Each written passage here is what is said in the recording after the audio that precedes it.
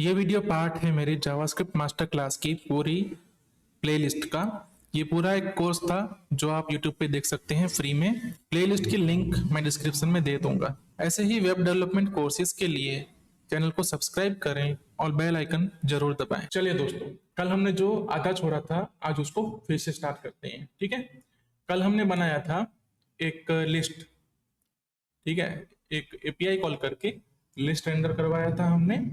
उसके बाद ऐड करने के लिए एक फॉर्म बनाया था जिसके अंदर हमने वैलिडेशन लगाए थे। फर्स्ट नेम का वैलिडेशन कंप्लीट करेंगे, ईमेल का वैलिडेशन कंप्लीट करेंगे और ऐड पे क्लिक करेंगे। उसके बाद लोडिंग आती है, लोडिंग होने के बाद पूरा डेटा रिफ्रेश होता है। ये हमने लास्ट वाला ऐड किया था। ठीक है, चलिए एक बार थोड़ा सा कोड ओवरव्यू कर लेते हैं। उसके बाद हम स्टार्ट करेंगे डिलीट और उसके बाद लास्ट में एडिट। ठीक है, चलिए देखो हमारा ये HTML कोड है जहां पे ये टेबल है। ठीक है, ये टेबल किस काम के लिए आता है? तो जहां डेटा दिख रहा है ये वाला टेबल है। ठीक है, CSS में इसकी CSS पड़ी हुई है जिसके कारण इसका ये कलर वगैरह दिखता है ऐसा। और एक बटन है हमारे पास ऐड स्टूडेंट का, जो ये रहा। और जब इसकी क्लिक करते हैं तो ये वाला फॉर्म एक्टिव होना है। ठीक है, ये जो टेबल यहाँ से स्टार्ट होता है दूसरा, तो ये पूरा हमारा फॉर्म है। ओके, जिसके अंदर हमारा सबमिट बटन है, लोडिंग है, ये सब चीजें अंदर रखी हैं हमने। और जब भी क्लिक होता है तो ये यहाँ पे आता है, मतलब ये अपीयर हो जाता है। और जब हम ऐड स्टूडेंट कंप्लीट कर लेते हैं तो ये फॉर्म गायब हो जाता है। उसके लिए हमने लिखा है ये पूरा जावास्क्रिप्ट। ठीक है, पहली चीज क्या की हमने कि जब भी पेज लोड हो तो हमें गेट स्टूडेंट स्टूडेंट लेके आने हैं। शो एरर और क्लीन एरर, इसके लिए दो फंक्शन बनाए। फिर लोडिंग के लिए दो फंक्शन बनाए हमने। फिर on form submit, form submit पे क्या क्या करना है, तो वहां पे एरर दिखाने के लिए जो कर रहे थे उसके लिए क्लीन एरर किया। फिर हमने ये वैलिडेशन लगाए हैं 3। उसके बाद हमने ऑब्जेक्ट बनाया पूरा, जो ऑब्जेक्ट इंसर्ट होने वाला है। उसके बाद हमने यहाँ पे देखो लोडिंग के साथ किया कुछ कि भाई ऐड बटन को हटाओ, लोडिंग को दिखाओ। और फिर जब सब कुछ सही हो जाए तो फिर से ऐड बटन को दिखाओ, लोडिंग को हटाओ। और अगर एरर आती है तो एरर शो एरर से दिखेगी। ओके, फिर नीचे देखो ये गेट स्टूडेंट का पूरा फंक्शन है जहाँ पे एपीआई कॉल हो रहा है। नीचे ऐड स्टूडेंट का पूरा फंक्शन है जहाँ पे दूसरा एपीआई कॉल हो रहा है। ठीक है, अब हमें करना है एक फंक्शन बनाना है जो डिलीट स्टूडेंट करेगा। ओके, तो देखो हम यहाँ पे ना ऐसा ही यूज करेंगे फंक्शन जैसा ऐड के लिए किया हमने। ठीक है, ऐड स्टूडेंट की जगह क्या लिखेंगे हम? ओके, अब स्टूडेंट को डिलीट करने के लिए क्या क्या चाहिए हमें? देखो ये जो है ना एपीआई कॉल जा रहा है यहाँ पे। ठीक है, एपीआई कॉल के रिस्पॉन्स में क्या आ रहा है हमें? लिस्ट। और सब में ना एक आईडी है। ठीक है, और जो मेरे यहाँ पे एपीआई का डॉक्यूमेंटेशन है वहां पे डिलीट का मेथड क्या बोलता है? ये देखो यूआरएल बनाओ ऐसा, जैसा नॉर्मली ऐड वगैरह के लिए यूज हो रहा है वैसा ही सेम ही यूआरएल है। और लास्ट में क्या डाल दो? Object ID. ऑब्जेक्ट आईडी मतलब ये जो दिख रही है अंडरस्कोर वाली आईडी, ये है ऑब्जेक्ट आईडी। देखो कभी भी कोई लिस्ट डेटाबेस कोई भी होगा ना, ठीक है, वो नॉर्मली हर एक रिकॉर्ड के लिए एक आध यूनिक चीज रखेगा ही रखेगा। हो सकता है कुछ कुछ डेटाबेस में ना, कुछ कुछ टेबल में ना हो। ठीक है, इससे जरूरी नहीं है, बिल्कुल ये बहुत बड़ा रोल नहीं है, लेकिन होता है नॉर्मली। हर एक टेबल में एक फील्ड ऐसा होता है जिससे वो रिकॉर्ड आइडेंटिफाई किया जाए। हम्म जैसे कि देखो यहाँ पे एस ए डी एफ और ये programmer, S A D F और ये प्रोग्रामर दोनों जगह पे हैं। अब जब मैं डिलीट करूं तो मैं कौन सा डिलीट करना चाहता हूं ये बोलने के लिए कुछ तो आइडेंटिफिकेशन चाहिए ना। हम्म ठीक है, तो वो आइडेंटिफिकेशन डेटाबेस हमेशा रखता है और उसको बोलते हैं आईडी, या तो प्राइमरी की बोलते हैं उसको डेटाबेस की लैंग्वेज में। तो वैसी प्राइमरी की हमेशा होती है हमारे पास, और हमारे पास इस केस में अंडरस्कोर आईडी है प्राइमरी की। हम्म, ठीक है, सॉरी। अब हम क्या करेंगे ना, एक यहाँ पे डिलीट का बटन रखेंगे हम। उसकी क्लिक पे ये रिकॉर्ड डिलीट करा देना है हमें। देखो हम ऐड करते हुए बहुत सारे रिकॉर्ड बन गए हैं। ठीक है, रिकॉर्ड डिलीट करने का ऑप्शन भी हमारे पास होना चाहिए। और जब हम डिलीट करवा देंगे तो हमारे पास एक ऑप्शन होना चाहिए रिकॉर्ड्स को अपडेट करने का। ओके, तो देखो डिलीट करने के लिए क्या था, एपीआई तो ऐसा ही कॉल हो रहा था। ठीक है, ये यूआरएल यहां तक सही है। उसके आगे और क्या लगाना था यहाँ पे? Object ID. हमें करना क्या पड़ेगा, स्ट्रिंग कंकेटिनेशन करना पड़ेगा। तो हम लगा दिया यहाँ पे टेम्पलेट स्ट्रिंग, और यहाँ पे लगा देंगे हम अंडरस्कोर आईडी। ठीक है, और अंडरस्कोर आईडी हम ले लेंगे प्रॉप से, आर्ग्यूमेंट से। ठीक है, और हमें बॉडी भेजने की जरूरत नहीं है। देखते हैं यहाँ पे बॉडी भेजी गई है, देखो बॉडी नहीं भेजी गई है, तो हमें बॉडी भेजने की जरूरत है नहीं। मेथड रखनी पड़ेगी कौन सी, डिलीट। ओके, यहाँ पे मेथड का इंपॉर्टेंस है। अगर मेथड डिलीट नहीं रखोगे तो ये चीज काम नहीं करेगी, क्योंकि इस मेथड से डिसाइड होता है कि तुम कैसा ऑपरेशन परफॉर्म करोगे। पोस्ट कर रहे हो तो इंसर्ट का ऑपरेशन परफॉर्म होगा, पुट कर रहे हो तो अपडेट का ऑपरेशन परफॉर्म होगा, गेट में डेटा मिलेगा तुम्हें, और डिलीट में हम डिलीट का ऑपरेशन परफॉर्म करेंगे। यूआरएल में कुछ खास चेंजेस होंगे नहीं, लेकिन जो मेथड है वो डिसाइड करेगी ऑपरेशन कैसा है। इसे कहते हैं रेस्ट स्टैंडर्ड। जो रेस्ट एपीआई बोला जाता है ये वही है। ठीक है, डिलीट का फंक्शन बन गया, उसके बाद रिस्पॉन्स स्टेज 1 आता है हमारे पास, और हम चेक कराएंगे भाई 400 अगर आता है मतलब कुछ एरर है, तो एरर में हमें लिस्ट में मिलेगी कि क्या क्या एरर है, तो उसको हम पास करके थ्रो कर देंगे। कल हमने ट्राई कैच और थ्रो देखा था। लास्ट में हमें मिलेगा रिस्पॉन्स जो हम कर देंगे रिटर्न। इस चीज को टेस्ट करने के लिए यहीं पे एक बार कॉल करके देखते हैं। ठीक है, अपने को एक आईडी चाहिए होगी।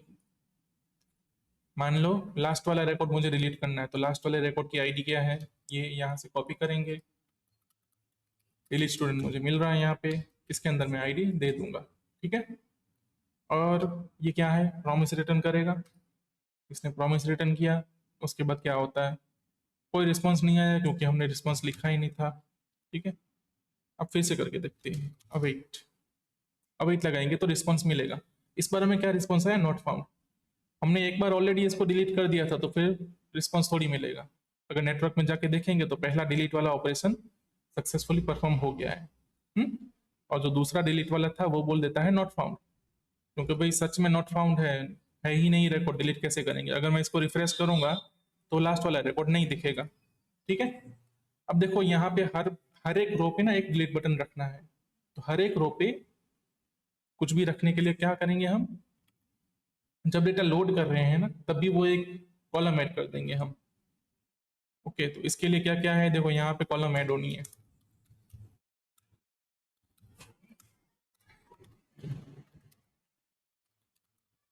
बटन डिलीट, डिलीट यहाँ ऐड होगा। हमने यहाँ पे एक और कॉलम ऐड किए, ऊपर उसका कुछ हेडर नहीं दिख रहा है, तो एचटीएमएल में जाके उसके लिए एक हेडर बना देंगे। कहाँ मिलेगा हेडर अपने को, ये रहा। ठीक है, इस हेडर को बोलेंगे हम एक्शंस। यहाँ पे डिलीट तो है, एडिट का भी एक्शन आएगा। तो दूसरा बटन बना देते हैं इसी टीडी के अंदर।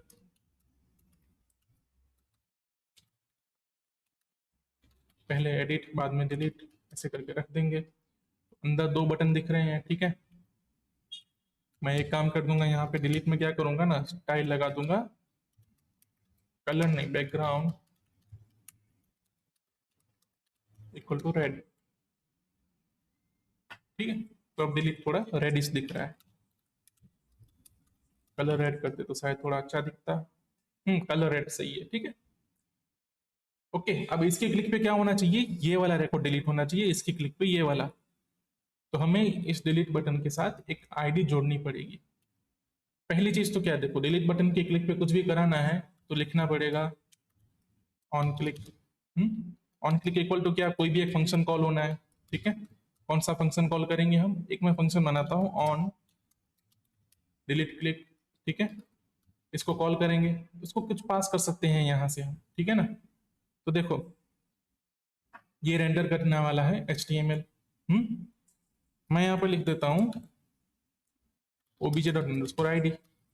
तो अब इसका रिजल्ट क्या आता है पहले ये देख लेते हैं। ठीक है, इसमें छोटा छोटा सा एक ट्विस्ट है जो मैं समझाने वाला हूँ। देखो ये ऐसा HTML बना। ठीक है, इस HTML के बाद यहाँ ऑन क्लिक के अंदर जो भी लिखा है ना वो जावास्क्रिप्ट है। वो डबल कोट के अंदर जो भी है वो जावास्क्रिप्ट की तरह एग्जीक्यूट हो सकता है, वो हमने ऑलरेडी देखा था। इस चीज को मैं कॉपी करूंगा और यहाँ पेस्ट करूंगा। इसमें क्या दिक्कत दिख रही है, इसको मैं एंटर करूंगा, ऑफ कोर्स एरर आने वाली है। क्या प्रॉब्लम है, ये जो स्ट्रिंग होना चाहिए था ना वो खुला छूट गया है। ठीक है, इसको स्ट्रिंग होना चाहिए था लेकिन हमने खुला छोड़ दिया, तो ये खुला नहीं होना चाहिए। दूसरी एरर है वो तो लेजिट है, हमने ऐसा फंक्शन बनाया नहीं है तो नॉट फाउंड बता दिया उसने। ठीक है, तो ये देखो इसको हटा देता हूं मैं, ये फंक्शन कॉल है। फंक्शन कॉल में हमें पास क्या करना है, स्ट्रिंग। तो मुझे यहाँ पे डबल कोट या तो सिंगल कोट रखने पड़ेंगे। अब डबल कोट में दिक्कत ये है, on click already double quote के अंदर है, तो डबल कोट के अंदर डबल कोट रखने के लिए या तो एस्केप करो, ठीक है, यहाँ क्या यूज करो, सिंगल कोट। एस्केप करके देख लेते हैं, एस्केप किया, अब डिलीट पे क्लिक किया तो अब कैसा बन रहा है देखो, अच्छा दिख रहा है ना। अब इसके कलर भी बदल गए, एस्केप करके हो गया, यहाँ तो सिंगल कोट यूज कर लेते तो भी हो जाता। ठीक है, दोनों में कोई दिक्कत नहीं थी। एस्केप वाला रहने देते हैं। चलो अब हमें ये पता है कौन सा फंक्शन कॉल होने वाला है। कहाँ गया वो फंक्शन मेरा, ये रहा, ऑन डिलीट क्लिक। अब मुझे वो फंक्शन बनाना पड़ेगा।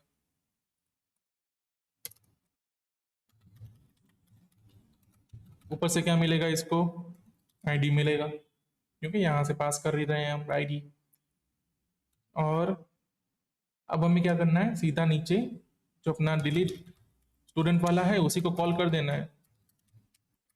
ओके, लेकिन वो कॉल करने से पहले ना थोड़ा सा सोच लेते हैं। ओके, यहाँ पे देखो उसको कॉल करेंगे, क्या पॉसिबिलिटीज है, या तो एरर आएगी या तो सक्सेस आएगा। ठीक है, और लोडिंग तो आएगा ही आएगा। इसकी क्लिक करूंगा तो थोड़ी देर के बाद रिजल्ट आएगा। तो जब तक वो लोडिंग हो रहा है तब तक मुझे कहीं पे कुछ तो दिखाना है कि भाई लोड हो रहा है ना। और सबसे सही जगह कौन सी है, इसकी डिलीट पे क्लिक करें ना तो इसके अंदर का ही, मतलब इसी की जगह लोडिंग आ जाए, जैसा हमने ऐड पे किया था।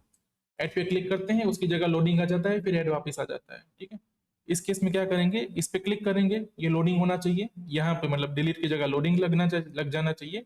और उसके बाद हम क्या कर सकते हैं, फिर तो रो को रिमूव ही कर देना है ना। ये हो जाने के बाद तो जो रो है अपनी उसको खत्म कर दो, फिर तो उसकी जरूरत ही नहीं है रिजल्ट में, और क्या करना है। हम्म? ठीक है, तो अब ये कैसे करेंगे, अंदर हमें यहाँ पे क्या करना है, लोडिंग दिखानी है इसकी जगह पे। ठीक है, इसकी जगह लोडिंग कैसे दिखा सकते हैं, पहली चीज इसका स्टाइल नन कर देंगे, बटन दिखना बंद हो जाएगा। हम्म, और यहाँ पे लोडिंग का एक डिव बना देंगे ऐसा। ठीक है, अब पेज रिफ्रेश करता हूँ और मैं दिखाता हूँ क्या दिक्कत है। चलो ये तो बाय डिफॉल्ट उसको हम नन कर देंगे, लेकिन इसको आइडेंटिफाई करने का ना कोई तरीका नहीं है। हम्म, इसको मुझे आईडी या तो क्लास देना ही पड़ेगा। अब मैं इसको आईडी क्या दे सकता हूँ, पहली चीज ना इसको स्टाइल मुझे देनी पड़ेगी कि भाई display equal to none, by default दिखने की जरूरत नहीं है। और दूसरी चीज आईडी देनी है उसको, तो इसको मुझे यूनिक आईडी देनी पड़ेगी, इससे मैं ये बता पाऊं कि नहीं ये पर्टिकुलर जो आईडी वाला रिकॉर्ड है ना उसी के बटन को हटाना है और उसी की जगह क्या रखना है, अपने को ये लोडिंग दिखाना है, उसी वाली लोडिंग दिखानी है। तो इसको मैं आईडी बोलूंगा लोडिंग, ठीक है, डैश, या डैश या तो अंडरस्कोर या कुछ भी लिख सकता हूं मैं यहाँ पे। और यूनिक आइडेंटिफिकेशन के लिए यहाँ अंडरस्कोर आईडी ऐड कर दूंगा। ठीक है,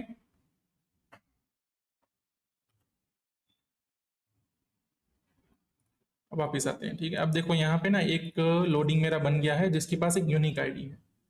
जो भी लोडिंग मेरे को प्रॉप्स में मिलेगा ना वैसा वाला लोडिंग मैं ऑन ऑफ करूंगा। हम्म, तो पहली चीज ना ये करते हैं, इसको कॉल ना करके, ठीक है, क्या करेंगे हम, ये देखते हैं कि भाई लोडिंग दिख रहा है कि नहीं दिख रहा। तो उसके लिए क्या करना पड़ेगा, हम डॉक्यूमेंट डॉट क्वेरी सिलेक्टर, और क्वेरी सिलेक्टर के अंदर क्या जाएगा, लोडिंग, इतना तो फिक्स है। उसके बाद क्या है, ये डायनामिक है underscore ID, loading underscore ID वाला जो भी है उसको क्या करना है, style dot display equal to block कर दो। और जो बटन है ना उसको क्या करो, उसकी स्टाइल कम कर दो। तो बटन बटन को भी सिलेक्ट करने के लिए ऐसा ही हम रास्ता कुछ अपनाएंगे। ठीक है ना, लोडिंग की जगह लिखेंगे उसको डिलीट। ओके, और डिलीट, और इसको क्या करेंगे हम, नन, बटन दिखाना बंद कर दो। हम्म,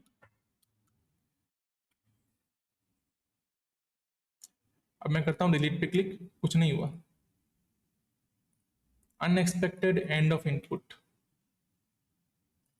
ये क्या बात हो जाती है, ये कब आता है पता है, ये ना हम हमसे लिखने में कहीं गलती हो गई है। ये ऑन डिलीट क्लिक कहाँ लगा हुआ है, यहाँ ऊपर लगा हुआ है, ठीक है। इसके अंदर जो जावास्क्रिप्ट लिखा हुआ है उसमें कुछ गलती हो गई है। फिर से पेज रिफ्रेश करेंगे, इसकी ऑन क्लिक पे ना देखेंगे क्या लिखा हुआ है। देखो यही प्रॉब्लम है, डबल कोट के अंदर फिर से डबल कोट आ गया, तो जावास्क्रिप्ट बोलेगा कि नहीं ये कुछ कुछ गलत है। ठीक है, तो डबल कोट के अंदर डबल कोट नहीं लिख सकते हमें यहाँ पे सिंगल कोट यूज करना चाहिए, तो हमारा प्रॉब्लम सॉल्व हो जाएगा। अरे यार हट जाओ। ठीक है, अब देखते हैं क्या होता है। क्लिक किया, cannot read properties of null style. उसको कुछ प्रॉपर्टी मिली जो नल मिली। ठीक है, नल क्यों मिली उसको, कुछ भी उसको क्या नल मिला देखते हैं पहले। तो ये लोडिंग का कंसोल लगा के देखते हैं। ठीक है, और ये जो आईडी हमारी बनती है वो देखते हैं क्या बनती है आईडी।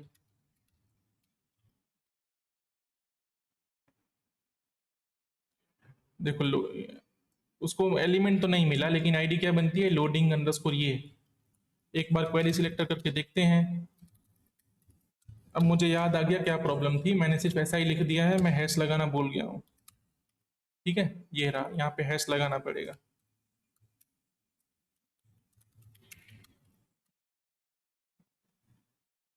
क्लिक किया, डिलीट हट गया, लोडिंग दिख गई है ना। सबका अलग अलग हो सकता है। ठीक है, उसके बाद क्या करेंगे हम, उसके बाद हमें इसको कॉल करना है और ये जाएगा ट्राई कैच के अंदर। ठीक है, जब भी ना एपीआई कॉल करेंगे हम, ट्राई कैच होना चाहिए।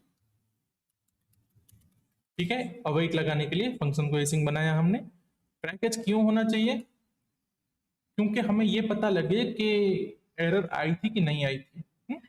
ऐसे तो हमें एरर पता नहीं लगेगा कि भाई एरर आई थी कि नहीं आई थी। तो एरर लाने के लिए हम ट्राई कैच रखते हैं, और कैच ब्लॉक में नॉर्मली हम करते हैं शो एरर। शो एरर को क्या भेजना है, एक्स डॉट मैसेज, वो एरर शो कर देगी।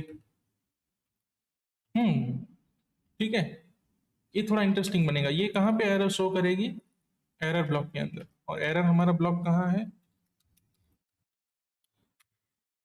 ये डिव है एरर का जो कि डिस्प्ले नन है। ठीक है, अगर इसको मैं डिस्प्ले नन हटा भी दूं, कहाँ गया, रुको पहले इसको ले जाते हैं वहां पे। ठीक है, इसका डिस्प्ले नन हटा दूं ना मैं, तो क्या होता है, तब भी ये दिख नहीं रहा। क्यों नहीं दिख रहा, क्योंकि ना इसके ऊपर के जो डिव है वो ये है, वो पूरा फॉर्म ही हिडन है और ये एरर फॉर्म के अंदर था। तो अगर डिलीट किया मैंने और एरर आ भी गई तो दिखेगी नहीं। क्यों, क्योंकि उसका जो डिव है, उसका जो पेरेंट डिव है वो दिख नहीं रहा है, तो चाइल्ड भी नहीं दिखेगा। तो यहाँ पे मुझे ऐसा कुछ करना पड़ेगा कि इस एरर को मुझे बाहर लेके आना चाहिए। अगर ये फॉर्म के अंदर पड़ी रही है एरर तो कभी नहीं दिखेगी। तो ये एरर का जो एलिमेंट था उसको मुझे समहाउ बाहर खींच के लाना पड़ेगा। तो वो फॉर्म के बाहर, टेबल के बाहर, पूरे फॉर्म के बाहर चली जाएगी एरर। ठीक है, अब अगर एरर आई तो दिखेगी। मैं करूंगा शो एरर हाय, तो दिख रही है। ठीक है, उसको किसी और जगह पे रख सकते थे, या तो ऐसा भी कर सकते थे डिलीट में एरर आई तो यहीं पे दिखाना है। उसके लिए क्या करना पड़ेगा, तीसरा एक एरर का एलिमेंट बनाना पड़ेगा, लेकिन उतने डीप में नहीं जाते हैं। ठीक है, वो डिपेंड करता है, देखो आपने, आपके क्लाइंट ने, आपके जो रिक्वायरमेंट है आपको एप्लीकेशन बनाने की, वो क्या है, आप कैसा यूजर एक्सपीरियंस देना चाहते हो, उसके हिसाब से आप मेहनत कर सकते हैं। ठीक है, फिलहाल हम सिर्फ एक काम चलाओ फॉर्म बनाना चाहते हैं। हमारा टारगेट यहाँ पे है एपीआई कॉल मैनेज करना, वैलिडेशन वगैरह लगाना। ठीक है, यूआई में आपको कितना भी अच्छा करना हो आप कर सकते हैं। ठीक है, यहाँ पे लोडिंग हो, अच्छी वाली लोडिंग दिखे, एरर भी कुछ अच्छे तरीके से दिखे, बहुत कुछ तरीके हो सकते हैं। फिलहाल हम यहाँ पे एरर दिखने से मान जाएंगे। चलो, एरर दिखाने का काम हो गया। ठीक है, ये अवेट से कॉल हो गया, और इसका रिस्पॉन्स कुछ भी आता है हमें उससे फर्क नहीं पड़ेगा, लेकिन हमें ये देखना है कि जब भी सक्सेसफुल हो जाए उसके बाद क्या करना है ना। सक्सेसफुल हो जाए उसके बाद हमें क्या करना है, ये पूरी रो ही डिलीट मार देनी है। HTML से पूरी रो रिमूव कर देनी है। फिर से यही चीज कि भाई रो रिमूव कर देनी है, बात सही है, आइडेंटिफायर चाहिए होगा। हम्म, ठीक है ना, कि रो को आइडेंटिफाई कैसे करेंगे। एक ऑप्शन, रो को आईडी दे दो। रो कहाँ से बनती है, टीआर से, ये रही, उसको आईडी दे दो। क्या बोलेंगे इसको, यहाँ पे टीआर बोल देंगे। हम्म, दूसरा ऑप्शन क्या हो सकता है, ठीक है, ये करने के एक दो ऑप्शन ना हो, जरूरी नहीं है, बहुत सारे ऑप्शन हो सकते हैं, बहुत सारे। ठीक है, एक या दो की जगह बहुत सारे हो सकते हैं। मान लो ये बटन मेरे पास है, बटन का सिलेक्टर तो है ही मेरे पास।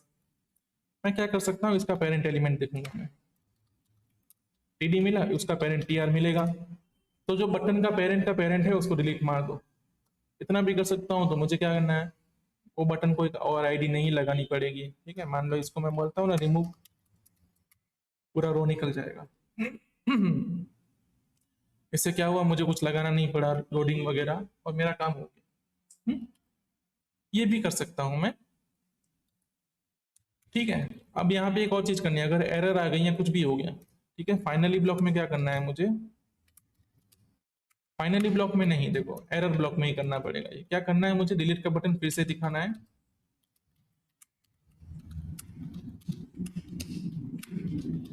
और लोडिंग हटा देनी है कहीं से भी अगर एरर आती है तो।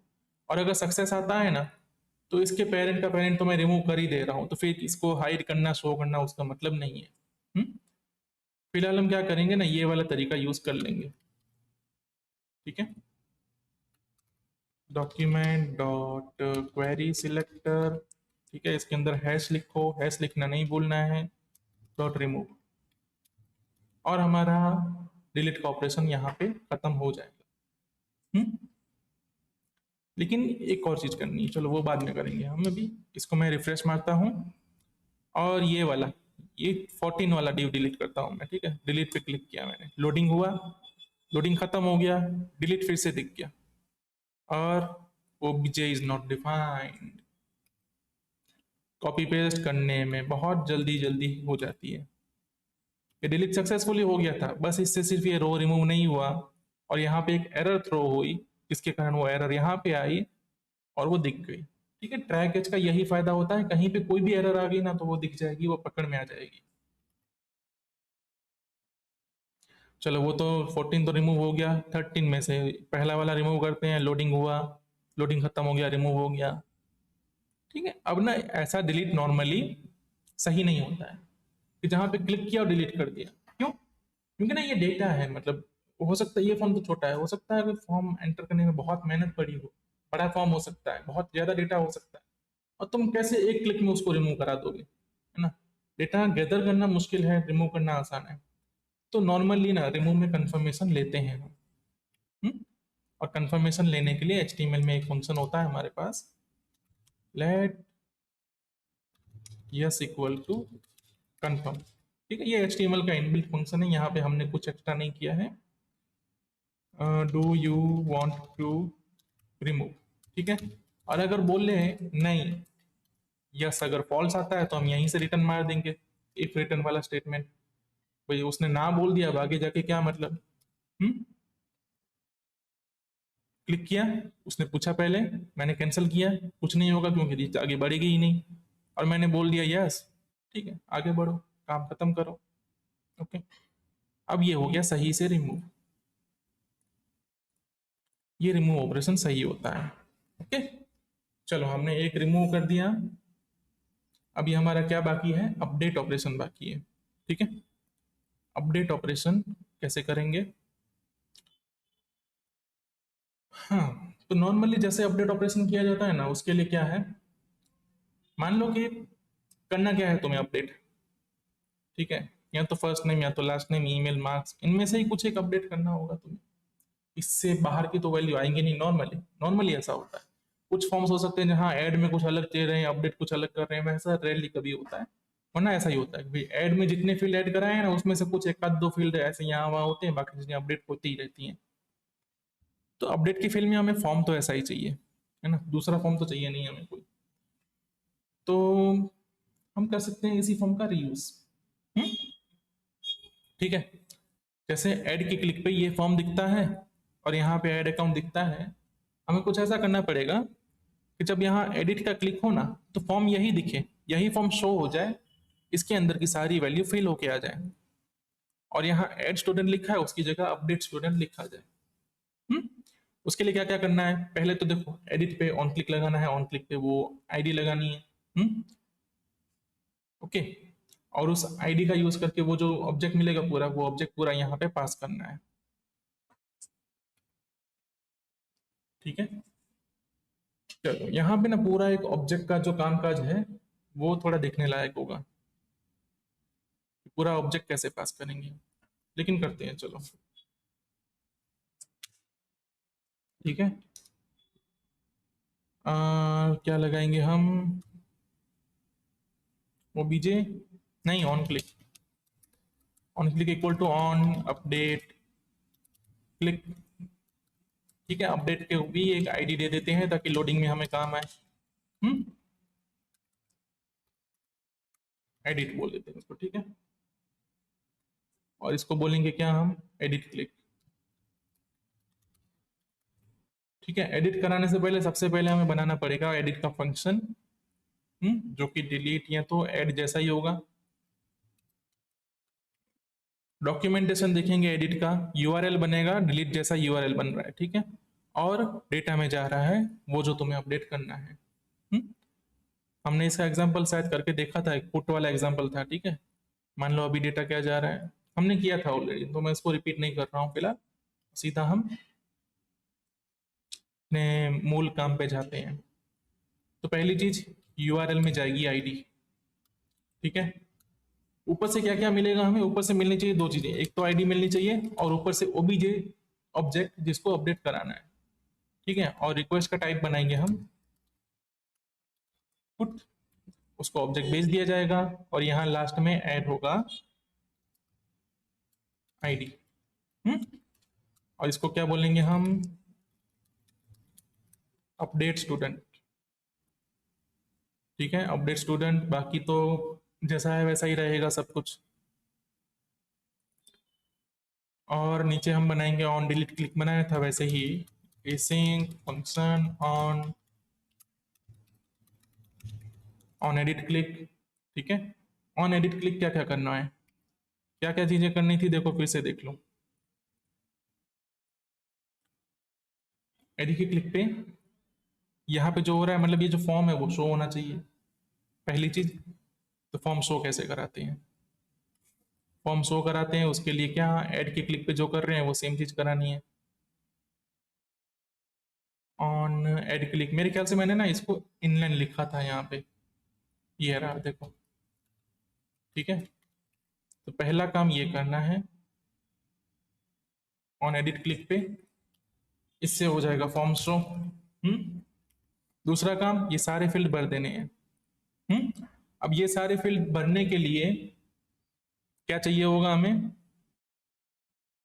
इन सबकी जो वैल्यू ऊपर पड़ी है, मान लो अगर ये वाला एडिट होता है तो ये सब वैल्यू चाहिए होंगी, ये वाला होता है तो ये सब वैल्यू चाहिए होंगी।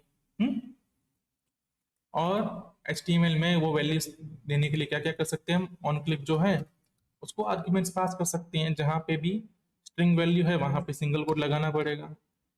ठीक है, तो देखो पहली वैल्यू में भेजूंगा मैं OBJ dot first name comma, दूसरा आर्ग्यूमेंट, ठीक है, ओबीजे डॉट लास्ट नेम, तीसरा आर्ग्यूमेंट ओबीजे डॉट ईमेल, चौथा आर्ग्यूमेंट ओबीजे डॉट मार्क्स, और एक लास्ट आर्ग्यूमेंट क्या चाहिए अपने को, अंडरस्कोर आईडी। ठीक है, अभी देखो ऑन एडिट क्लिक पे जाते हैं, जितने आर्गुमेंट भेज रहे हैं उतने एक्सेप्ट भी करने पड़ेंगे यहाँ पे, first name last name email marks और अंडरस्कोर आईडी। इन सबको एक बार कंसोल लगा के देख लेता हूँ कि सच में ये मिल भी रहे हैं कि नहीं मिल रहे हैं। चलो अब फिर से मैं इसको रिफ्रेश करूंगा, एडिट पे क्लिक करके देखूंगा, क्लिक किया मैंने एडिट पे, ये सारी चीजें मिल रही हैं, फॉर्म भी शो हो रहा है। अब फॉर्म शो होने के बाद इस सब की वैल्यू सेट करने के लिए क्या करना पड़ेगा, फॉर्म सिलेक्ट करना पड़ेगा। फॉर्म सिलेक्शन के लिए क्या करेंगे हम, सिलेक्टर का यूज करेंगे, frm equal to document dot query selector ठीक है, एक ही फॉर्म है, इसलिए हम उसको सीधा सीधा सिलेक्ट कर सकते हैं, वरना हमें आईडी देना पड़ता, लेकिन अब फिलहाल देने की जरूरत नहीं है। तो यहाँ पे क्या लिखेंगे, form dot elements dot first name dot value equal to first name, last name की वैल्यू लास्ट नेम, ईमेल की वैल्यू ईमेल, मार्क्स की वैल्यू मार्क्स। ओके, और हमारे पास आईडी के लिए कोई फील्ड है नहीं तो उसकी वैल्यू रखने की जरूरत नहीं है। एडिट किया, देखो ये भर के आ गया, लास्ट नेम नहीं था तो अनडिफाइंड आ गया। इसमें भी कुछ गलत है, ठीक है ना, लास्ट नेम का स्पेलिंग गलत हो गया होना चाहिए हमारे पास, last name last name last name, on edit click, first name last name, है ना, लास्ट नेम का स्पेलिंग गलत हो गया था इसलिए हर बार अनडिफाइंड आ रहा था। एडिट पे क्लिक किया, ये आ गया ये आ गया ये आ गया। देखो इसका HTML ही ऐसा बना है, ठीक है, HTML में पूरी वैल्यू यहाँ पे लिखी है, जो इनलाइन सबमिट होता है तो आर्ग्यूमेंट में चली जाती है। ओके, इतना हमारे पास हो गया। ठीक है ना, अब मैं इसका कंसोल हटा देता हूं। चलो भाई, अब नेक्स्ट काम क्या है, ऐड वाले बटन को हटा के एडिट वाला बटन दिखाना है। ऐड स्टूडेंट वाला बटन कहाँ है, ये रहा, यही है ना, नहीं नहीं, ये ऐड स्टूडेंट है ऊपर वाला, ये वाला, ठीक है। नीचे वाले को ना ऐड की जगह बोल देंगे हम, कहाँ है, इसको बोल देंगे हम सेव। हम्म, ये छोटा सा और काम करते हैं ना, इसको सेव क्यों बोले हम, इसको सेव बोलने की जगह हमारे पास ऑलरेडी ये बटन की आईडी पड़ी है, इसकी वैल्यू बदल देंगे तो टेक्स्ट जो दिख रहा है वो बदल जाएगा, तो हम इसकी वैल्यू बदल देते हैं।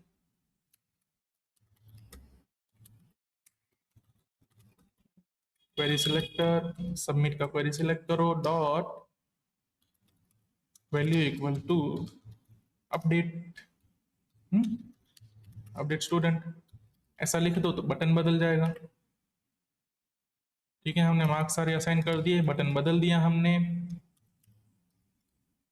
ठीक है, ओके। अब देखो, अब अगर मैं इस बटन पे क्लिक करूंगा तो क्या होगा, इस बटन के ऑन क्लिक पे क्या रखा है वो देखते हैं। इस बटन के ऑन क्लिक पे कुछ नहीं है, ये सीधा क्या करता है, फॉर्म सबमिट करता है। तो ये इस पे क्लिक करेंगे तो फॉर्म सबमिशन कॉल हो जाएगा। ठीक है, अब फॉर्म सबमिट कॉल होता है तो कहाँ जाता है फॉर्म सबमिट, ये फॉर्म सबमिट के बटन पे जाएगा, यहाँ पे कहीं पे, ये रहा, ऑन फॉर्म सबमिट कॉल होगा, वैलिडेशन सारे चेक करेगा, जो कि चेक करना सही है। एक ऑब्जेक्ट बनाएगा, वो भी सही है। ऑब्जेक्ट बना के ये सीधा ऐड स्टूडेंट कॉल करेगा, हमें ऐड स्टूडेंट कॉल नहीं कराना है। कब, जब भाई ये वैल्यूज हम भर के आए हैं सीधा सीधा यहाँ पे अपडेट स्टूडेंट किया हमने, तो फिर स्टूडेंट को ऐड नहीं कराना है। कौन सा एपीआई कॉल होना चाहिए, अपडेट वाला एपीआई। ठीक है, तो देखो बहुत सारी चीजें तो हमें सेम ही करनी थी, यहाँ पे वैलिडेशन लगाने का काम करना था, वो तो दोनों केस में करना ही था, फॉर्म सेम ही यूज करना था हमें। एक छोटी सी जगह पे ही अपडेट थी, जब सबमिट बटन क्लिक हो तो हमें ऐड का यूज करना है। ठीक है, हम कहाँ थे, अपडेट स्टूडेंट पे थे, कि भाई अपडेट स्टूडेंट के क्लिक पे ना अभी ऐड वाला फंक्शन कॉल नहीं होना चाहिए। कैसे आइडेंटिफाई करेंगे इसको कि भाई ऐड वाला फंक्शन कॉल ना हो, कहीं पे ना एक स्टेट मैनेज करना पड़ेगा, मतलब कहीं पे हमें याद रखना पड़ेगा, कोई एक वेरिएबल होना चाहिए। ठीक है, जो बोले is editing, is edit equal to true, ऐसा कोई एक वेरिएबल होना चाहिए जिसपे क्लिक करके ना हम ऐड वाले बटन को ऑन कर पाए। ठीक है, हाँ, देखो क्या करना था हमें, एक ना कहीं पे एक वेरिएबल रख के उसको ऑन करना पड़ेगा। ठीक है, वो एक वेरिएबल ऑन करके करेंगे, उससे हमें पता लगेगा कि भाई अभी एडिट हो रहा है या तो ऐड हो रहा है। तो ऊपर ना एक सबसे टॉप पे एक वेरिएबल बनाएंगे हम, let is edit, by default उसको रखेंगे फॉल्स। ठीक है, लेकिन जब भी ना इज एडिट पे क्लिक होगा, ठीक है, एडिट वाले पे क्लिक होगा, तब इसको कर देंगे हम ऑन, ये रखो यहाँ पे, इसको बोलेंगे हम is edit equal to true. ठीक है, फिर जहां पे फॉर्म सबमिट हो रहा है, ऑन फॉर्म सबमिट, और ये छोटी सी जगह है जहां पे हमें चेंज करनी है। ठीक है, तो यहाँ पे मैं बोलूंगा इफ इज एडिट, ठीक है, अगर इज एडिट है तो कौन सा फंक्शन कॉल करना है, एडिट वाला, तो एडिट वाला फंक्शन कॉल करेंगे हम। एडिट क्या बोलेंगे इसको हम, अपडेट, अपडेट स्टूडेंट नाम का फंक्शन बनाया था हमने। उसको क्या चीजें चाहिए, दो चीजें चाहिए, एक अंडरस्कोर आईडी भी चाहिए। हम अंडरस्कोर आईडी कहाँ से लाएंगे हम, ठीक है। तो यहाँ पे देखो प्लान में ना थोड़ा सा चेंज करते हैं, ये जो इज एडिट लिखा है इसको हम बोल देंगे अंडरस्कोर आईडी, बाय डिफॉल्ट इसको एम्प्टी स्ट्रिंग बना देंगे। हम्म? अब ये आईडी हमें काम आएगा, कहाँ काम आएगा, कि जब भी ना एडिट का बटन क्लिक हो हम इस आईडी को ऑन कर देंगे, मतलब इस आईडी में वो आईडी सेट कर देंगे जो हमें एडिट पे मिला था यहाँ पे, जिसका अभी तक हमने कोई यूज नहीं किया है। तो पहली चीज ID equal to underscore ID ऐसा करेंगे, ठीक है। ये आईडी लोकल वेरिएबल, ये आईडी ग्लोबल वेरिएबल। या फिर उसको मैं क्या बोल दूं, नेम कंफ्यूजन ना हो इसके लिए एडिट आईडी बोल दूं, ठीक है, एडिट आईडी। और जो यहाँ पे आईडी सेटिंग कर रहे थे हम लोकल ग्लोबल वाला, वो कहाँ गया, ये फंक्शन था, ये फंक्शन क्या करेगा, एडिट वाली आईडी को सेट कर देगा। तो अब जब भी एडिट क्लिक होगा तो एडिट आईडी सेट होगा। यहाँ पे आएगा, इफ कंडीशन लगेगी, अपडेट स्टूडेंट का एपीआई कॉल होगा। अपडेट स्टूडेंट को पहली चीज आईडी चाहिए थी तो आईडी मिल जाएगी, और ओबीजे वो तो नॉर्मली हम बना ही रहे हैं तो वो तो मिल ही जाएगा। फिर आएगा यहाँ पे अपडेट पे कॉल करेगा और चीजें अपडेट हो जानी चाहिए। और अपडेट होने के बाद क्या होना चाहिए, कि भाई फॉर्म रीसेट होना चाहिए, फॉर्म रीसेट होना चाहिए। और क्या क्या होना चाहिए भाई, एडिट जो आईडी है ना इक्वल टू एम्प्टी स्ट्रिंग हो जानी चाहिए, ठीक है। बस चलो रिफ्रेश हुआ, मैं प्रोग्रामर ड्रीम वाले एडिट को कॉल किया, मार्क्स में डालता हूँ 50 और लास्ट नेम डालता हूँ न्यू। अब मैं कॉल करता हूँ अपडेट बटन को, अपडेट को कॉल किया, वो जो ऐड बटन के साथ जो हो रहा था वो ऑलरेडी हुआ, अपडेट बटन भी कॉल हुआ, और ये देखो अपडेट होके दिख भी गया हमें, ठीक है। काम वही करना है जो ऐड पे करते थे, बट थोड़ा सा एक एपीआई कॉल अलग करना है। अभी देखो दूसरा अपडेट करेंगे हम और उसके लास्ट नेम में लिखेंगे लास्ट एन, रिफ्रेश करेंगे, लोडिंग हो रहा है, और अब पूरा लिस्ट रिफ्रेश हुआ और लास्ट एन आ गया, ठीक है। हमने अपडेट तो अचीव कर लिया और जैसा चाहिए था वैसा ही मिला। लेकिन दिक्कत एक जगह पे आएगी, जैसे एड स्टूडेंट करता हूँ, अभी यहाँ पे क्या लिखा है, अपडेट स्टूडेंट लिखा हुआ है, ये नहीं होना चाहिए, ठीक है।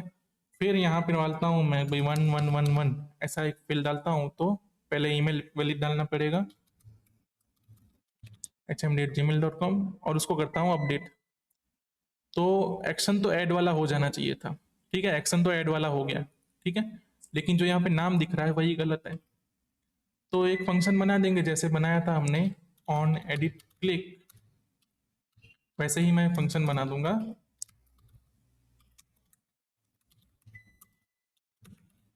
ठीक है, ऑन एड क्लिक पे पहली चीज क्या करनी है, कि ये जो है ना उसमें लिखा होना चाहिए ऑन एड क्लिक, मतलब ऐड लिखा होना चाहिए। ऐड क्या है, ऐड स्टूडेंट, ठीक है।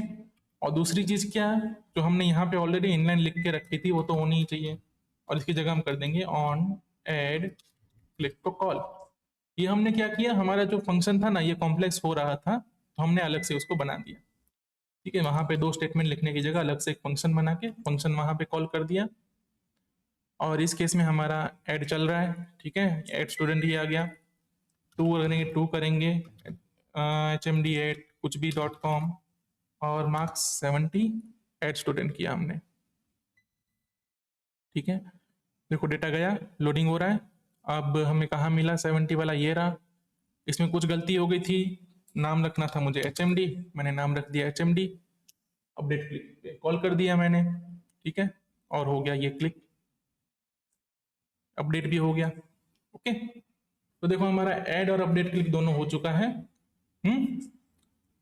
पूरे को एक बार फिर से करके देखेंगे, ऐड अपडेट डिलीट, ये चार ऑपरेशन नहीं, तीन ऑपरेशन। पहला जो ऑपरेशन रीड वाला है वो तो है ही। पेज रिफ्रेश करेंगे, ठीक है, इसको मैं डिलीट मार देता हूँ, ये अच्छा नहीं दिख रहा है। सही से हो गया, ये जो 11 वाला है उसको सही वैल्यू डालते हैं, तो भाई 1 HMD ऐसा वैल्यू डाल देते हैं। मार्क्स मेरे को आ गया 100 और कर दिया अपडेट मैंने, ठीक है। कहाँ गया मेरा 1 HMD, ठीक है, ये देखो रिकॉर्ड ऊपर नीचे जो हो जा रहे हैं ना, वो बैकएंड की गलती है, मेरी नहीं है। ठीक है, बैकएंड जो ये रिकॉर्ड ऊपर नीचे हो जाते हैं वो बैकएंड करता है, मैं नहीं करता हूँ, क्योंकि बैकएंड इसको शायद ना अल्फाबेटिकली सॉर्ट करता होगा। ठीक है, तो मेरे को मत बोलना कि ऐसा क्यों हो रहा है। चलो भाई, ये जो हमारा CRUD एप्लीकेशन था वो यहीं पे खत्म होता है। ठीक है, और इस तरह से CRUD एप्लीकेशन करते हैं हम, जहाँ पे 4 टाइप के अलग एपीआई होते हैं। ठीक है, अब क्या होता है जब रियल लाइफ एप्लीकेशन बनाओगे ना, तो नॉर्मली बहुत सारे पेज बनेंगे, हर पेज में CRUD के ही कुछ पार्ट होंगे, कहीं पे ऐड करना है, कहीं पे अपडेट करना है, कहीं पे डिलीट करना है। ठीक है, लेकिन ना ये सिंपल इतनी चीजें हों ये जरूरी नहीं है। ठीक है, ऐड पे क्लिक करने पे एक फॉर्म आया, फॉर्म को एडिट करना है, मतलब फॉर्म को सबमिट किया, उतना ही किया। जरूरी नहीं है चीजें इतनी ही सिंपल हो, चीजें हो सकती है कॉम्प्लेक्स। तो जैसे जो ऐड का फॉर्म है ना, वो फॉर्म को मान लो कॉम्प्लेक्स है, वो फॉर्म बनाने में आपको 2 दिन लग सकते हैं, ऐसे भी एक फॉर्म हो सकता है। फिर वो 2 दिन में जो फॉर्म बना उसमें वैलिडेशन लगाओगे, फिर उन वैलिडेशन को सही से चेक कराओगे, बैकएंड को डेटा भेजोगे। ठीक है, तो पूरी चीजें टाइम ले सकती हैं। ये हो गया एक छोटा सा एप्लीकेशन। फिर क्या होता है, कभी कभी कुछ एपीआई होते हैं ना जो CRUD में फिट नहीं होती हैं, होता है उनमें से कोई एक ऑपरेशन है। ठीक है, ऑपरेश जो डेटाबेस का ऑपरेशन है वो CRUD में से कोई एक ही होगा। मान लो ये स्टूडेंट्स हैं, ठीक है, ऐड स्टूडेंट है। अब मान लो स्टूडेंट एक नए कोर्स में एनरोल करता है, तो तुम्हें क्या है यहाँ पे ना एक बटन शायद रखना पड़े तुम्हें, भाई एनरोल स्टूडेंट का बटन रखो, उसकी क्लिक पे स्टूडेंट एनरोल का फॉर्म खुलेगा, और उस फॉर्म में पूरी डिटेल होंगी, भाई कौन सा कोर्स है, कितने दिन के लिए ज्वाइन कर रहा है, फी भरी कि नहीं भरी, सारी डिटेल हो सकती है। डिपेंड करता है आपके जो प्रोजेक्ट है उसकी रिक्वायरमेंट क्या है। ऐसा हो सकता है कि इसके क्लिक पे फॉर्म खुले, और हो सकता है, तो ये कैसा ऑपरेशन हो गया, देखो ये पोस्ट ऑपरेशन हो गया, है ना। बैकएंड उसको पोस्ट की तरह एक्सेप्ट करेगा, क्योंकि आप क्या कर रहे हो, कोर्स को ऐड कर रहे हो, एनरोलमेंट को ऐड कर रहे हो, है ना। हो सकता है कि आपको किसी स्टूडेंट को एक्टिव है उसको डीएक्टिव करना है। ठीक है, तो डीएक्टिव करने के लिए क्या करोगे आप, अम, वो कैसा ऑपरेशन हो जाएगा, अपडेट का ऑपरेशन हो जाएगा। ठीक है, तो बस ये CRUD में से ही कोई एक ऑपरेशन चलता रहते हैं। हम्म? अब आपको देखो होमवर्क करना है ये सेम चीज। मैंने जो यहाँ पे किया है, CRUD एप्लीकेशन बनाया है HTML का यूज करके, वैसे ही एप्लीकेशन आपको बनानी है। हम्म? और ऐसा आपने बना दिया तो हम ना इस कोर्स को यहीं पे बोल देंगे कि जावास्क्रिप्ट मास्टर क्लास मैं यहीं पे खत्म कर दूंगा। ठीक है, इसमें एक आध एक लेक्चर आ सकता है जहाँ पे कुछ एडवांस कंसेप्ट की बात करूं मैं। ठीक है, हमने बेसिक कंसेप्ट बहुत सबसे पहले क्या सीखे थे, प्रोग्रामिंग वाले कंसेप्ट सीखे थे। फिर हमने धीरे धीरे एच टी एम एल सीखा, HTML के बाद हमने एपीआई कॉल वगैरह सीखे। ठीक है, अब जो आगे सीखने वाली चीजें हैं ना, मोस्टली लाइब्रेरी सीखनी पड़ती होंगी आपको। जैसे ये फैच था, फैच क्या है, एक लाइब्रेरी फंक्शन बोल सकते हैं ना उसको। उसमें जावास्क्रिप्ट का कोई नया कंसेप्ट तो नहीं आया। हाँ, जो प्रॉमिस वाला कंसेप्ट था जो हमने पहले नहीं लिया था, प्रॉमिस चलो ठीक है, हम मैंने फैच के लिए संभाल के रखा था, तो प्रॉमिस एक कंसेप्ट आया। ठीक है, अब प्रॉमिस के बाद छोटे मोटे कंसेप्ट हैं, जैसे क्लोजर हो गया, और कुछ खास नहीं है, जावास्क्रिप्ट का जो लाइफ साइकिल है वो हो सकता है। ठीक है, और कुछ छोटे छोटे छोटे बहुत कंसेप्ट हैं जो कि अभी छूट गए हैं, उसके लिए मैं एक आध वीडियो बना दूंगा। बट तब भी डे टू डे लाइफ में आपको जरूर जरूर नहीं पड़ेगी उन कंसेप्ट की। आप अगर जावास्क्रिप्ट लाइफ साइकिल नहीं जानते तब भी जावास्क्रिप्ट आपके लिए वैसे ही काम करेगा। हम्म और क्लोजर वगैरह है तो उसको मतलब वो कंसेप्ट जानने के लिए, मतलब उस कंसेप्ट को जान के कुछ ज्यादा हो नहीं जाता है। वो सिर्फ आपको बताएगा कि जावास्क्रिप्ट ऐसा करता है, ऐसा क्यों करता है। आप उसको अगर यूज भी कर लोगे ना किसी दिन, तब भी आपको ये पता नहीं लगेगा ये क्लोजर था। छोड़ो, उस चीज में नहीं जाना है। ठीक है, बात क्या कर रहा था मैं, यहाँ पे हम इसको कोर्स को ना रैप कर लेंगे। ठीक है, मैंने जो स्टार्टिंग में प्लान बनाया था वो बनाया था 16 लेक्चर का, 16 लेक्चर्स 4 वीक में खत्म करना है। लेकिन बीच में थोड़ा डिसकंटिन्यूटी होती गई तो थोड़ा लंबा चल गया है ये। लेकिन यहाँ पे इसको हम सच में बोल सकते हैं कि जावास्क्रिप्ट यहाँ पे खत्म हुआ। हम्म इसके आगे आप जो सीखोगे वो हो सकते हैं फ्रेमवर्क सीखो, हो सकते हैं आप लाइब्रेरी सीखो। ठीक है, मान लो बैकएंड है। ठीक है, बैकएंड होता है ना, अभी जैसे ये दो एपीआई कॉल हैं, कहाँ जा रहे हैं, किसी सर्वर को, सर्वर पे क्या चल रहा है, कोई तरह का जावास्क्रिप्ट चल रहा होगा। कोई और प्रोग्रामिंग लैंग्वेज भी चलती हो सकती है, बैकएंड जरूरी नहीं है जावास्क्रिप्ट में ही चले। लेकिन जावास्क्रिप्ट में अगर बैकएंड बनाना है तो आपने अभी तक जो कंसेप्ट सीखे ना, वही सेम ही कंसेप्ट यूज होंगे, कोई अलग कोई ऐसे कंसेप्ट नहीं यूज होने वाले बैकएंड में। ओके, प्रॉमिस यूज होते हैं, कॉलबैक यूज होते हैं, फिर बस रिक्वायर होता है, क्योंकि नोड एप्लीकेशन बनती है उसकी, तो रिक्वायर्ड, एक्सपोर्ट, इंपोर्ट। हाँ, इसके सिवा ना एक और चीज होती है, टाइप स्क्रिप्ट जिसको बोलते हैं, ठीक है। जावास्क्रिप्ट में कहीं पे हमें ऐसा एरर नहीं आया कभी, नंबर में आप स्ट्रिंग नहीं असाइन कर सकते, स्ट्रिंग में नंबर नहीं असाइन कर सकते, लेकिन जावास्क्रिप्ट का ही उसको सुपर सेट बोलते हैं, ठीक है। और वो क्यों लाया गया है ना, ये आप थोड़ा सा जावास्क्रिप्ट कर लोगे और वीएस कोड के साथ थोड़ा सा खेलोगे ना, उसके बाद उसका सही आपको मीनिंग पता लगेगा कि टाइपस्क्रिप्ट लाया क्यों गया है। टाइपस्क्रिप्ट का बेसिकली काम ये था कि आपका जावास्क्रिप्ट ना कम एरर वाला हो जाए, आपके जावास्क्रिप्ट में एरर कम है। क्योंकि अभी क्या हुआ था पता है, छोटा सा एक चीज हो गया था। क्या हो गया था, मुझे ओबीजे वाला एरर आया था कहीं पे, यहाँ पे देखो, यहाँ पे मैंने ऐसे लिख दिया था ओबीजे, ठीक है। और ये एरर मुझे कब दिखा, जब मैंने इसको रन किया तब दिखा। अब मान लो मैं बहुत एक्सपीरियंस्ड प्रोग्रामर हूँ, मुझे अपने आप पे बहुत विश्वास है, लेकिन कॉपी पेस्ट तो करता रहता हूँ मैं। तो इस केस में मैं क्या करता, हाँ कुछ नहीं, मैंने रख दिया, ये चल ही जाएगा, कर दो इसको सर्वर पे पुश, प्रोडक्शन पे डिप्लॉय कर दिया मैंने इसको, और प्रोडक्शन में जाके ये फटता है, तो बेइज्जती हो जाती है, ठीक है। और ऐसी तो बहुत सारी चीजें हैं। जावास्क्रिप्ट में प्रॉब्लम क्या है कि जब जावास्क्रिप्ट बिल्ड कर रहे हैं तब एरर दिखती नहीं है, टाइपस्क्रिप्ट इसी चीज को सॉल्व करता है, ठीक है। टाइपस्क्रिप्ट को क्या कहते हैं, स्टेटिकली टाइप्ड लैंग्वेज, जहाँ पे हर एक वेरिएबल की, हर एक चीज की, हर एक वैल्यू की कोई ना कोई टाइप होगी, और जब आप वैल्यूज की टाइप असाइन कर देते हो तो एरर आने के चांसेस कम हो जाते हैं, या तो स्ट्रेट अवे आपको एरर दिख जाती है कि यहाँ पे एरर आएगी, जैसे कोई वेरिएबल डिफाइन ना हो, ये मतलब बहुत सारी चीजें हैं जो हो सकती हैं। टाइपस्क्रिप्ट एक पाथ है यहाँ से आगे जाने का। नॉर्मली जो बड़ी एप्लीकेशन बनती है वो टाइपस्क्रिप्ट में बनाई जाती है। मैं भी जो मतलब डेवलपमेंट करता हूँ तो टाइपस्क्रिप्ट ज़्यादा प्रीफर करता हूँ मैं, नॉर्मली प्रोजेक्ट्स टाइपस्क्रिप्ट में ज़्यादा होते हैं, तो इसके आगे एक टाइपस्क्रिप्ट का पाथ है। लेकिन मैं चाहूँगा कि टाइपस्क्रिप्ट करने से पहले आप थोड़ा सा जावास्क्रिप्ट और एक्सप्लोर कर लें।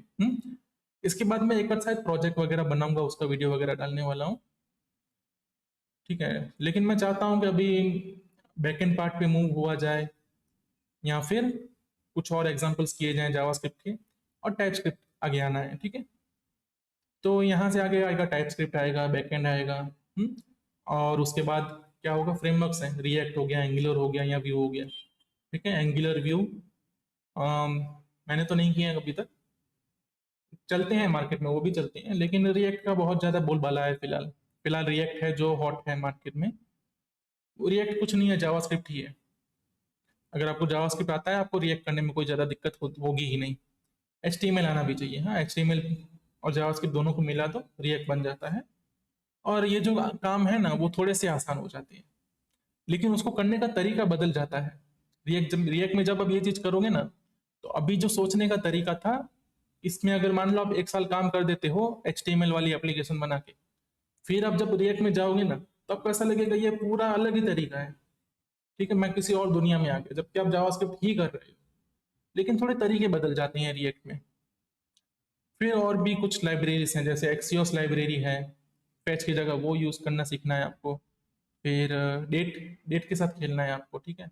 अभी तक हमने डेट के साथ कुछ किया नहीं है खास, थोड़ा सा किया था एक दिन हमने कि डेट में से मंथ कैसे निकलना है, ये कैसे निकलना है, ठीक है।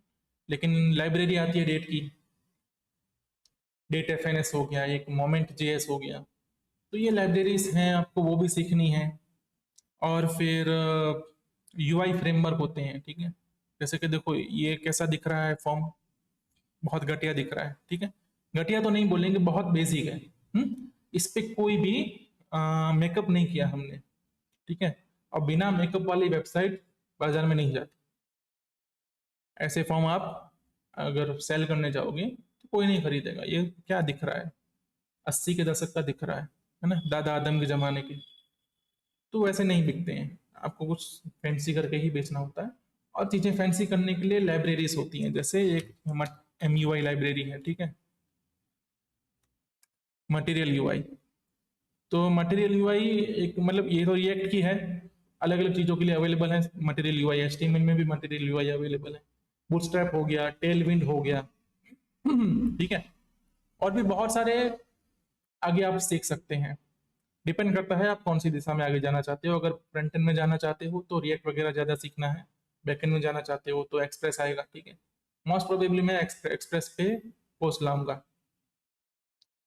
फिर उसके ऊपर मतलब जब आप बैक एंड कर रहे हो ना, तो आपको एक डेटाबेस आना ही चाहिए, कोई ना कोई एक डेटाबेस आना चाहिए। बिना डेटाबेस के बैक एंड क्या काम। बिना डेटाबेस के तो बैक एंड खाली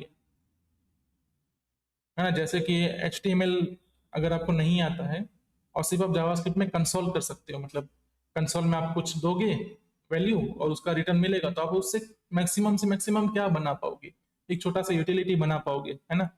लेकिन इंडस्ट्री में जो चल रहा है वैसा कुछ नॉर्मली उसमें कम होता है। ऐसा नहीं है कि वो चीज नहीं चलती है या वो चीज बहुत खराब है, लेकिन उसकी जरूरत लोगों को होती नहीं है ना। लोगों को क्या जरूरत है, लोग मतलब यूजर्स, जो एंड यूजर हैं, उनको क्या जरूरत है, उनको कुछ दिखता हुआ चाहिए अच्छा सा, वो क्लिक कर पाए वैसा चाहिए। उनको तुम कंसोल एप्लीकेशन दे दोगे, वो थोड़ी यूज करने वाले हैं। हम्म? ठीक है, इतना ही था बस। इसके आगे एक एक लेक्चर में करूंगा, ठीक है, जहाँ पे जो बाकी के बच गए हुए कंसेप्ट हैं वो कंसेप्ट की थोड़ी बहुत ऊपर ऊपर बात कर लेंगे, और फिर आगे किसी और पोस्ट पे बढ़ेंगे, ठीक है। चलिए, आपको होमवर्क में करना क्या है, ऐसा ही एक एप्लीकेशन बनाना है, ठीक है। मैं इस पे बात कर रहा था, और जो ये की है ना एक्चुअली, जिसको मैं काम कर रहा हूँ, तो ये वाली की, ठीक है, ये आपको चाहिए होगी।